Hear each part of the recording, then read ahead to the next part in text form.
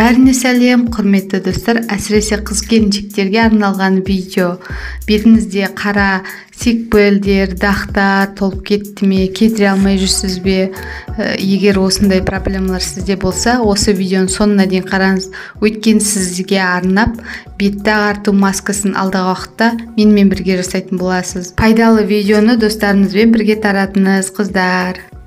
Бұл қандай маска болды екен, бетім осындай қап-қара болып қала ма екен, кері әсерін бермей ме екен, осындай болып бетім қап-қара болып жүрмейін ертең деп ойлап қалмаңыздар. Бұл маска өте керемет, өзіме жасап көрсететін боламын, алдағы уақытта көретін боласыздар. Күріш аласыз, оны алдын ала суға пісіріп аласыз. Содан кейін айран, үйдің айранда болады, магазиннің айранда болады, крахмал, картофельный крахмал аласыз. Дайындалуы: бірінші күріш салып аламыз, 1 үлкен қасық күріш, содан кейін крахмал саламыз, 1 үлкен қасық крахмал. Содан кейін айранды 2 үлкен қасық айран құямыз. Сосын араластырамыз. Қазір міне дайын болған масканы,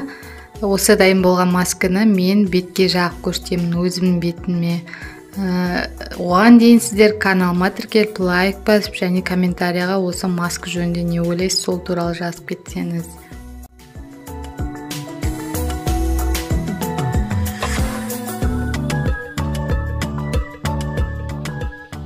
Міне мен бетіме жағып жатырмын, өте жақсы әсері уже жұмсартып жатыр бетімді.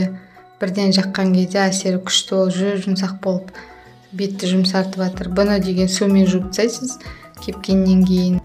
Мен негізі ағартатын маска жақпайтын едім ғой. Сіздерге көрсетем деп өзімде маска жағып алдым. Бетім керемет болып қалды. Рахмет сіздерге. Денсаулықтарыңыз мықты болсын, сау болыңыздар.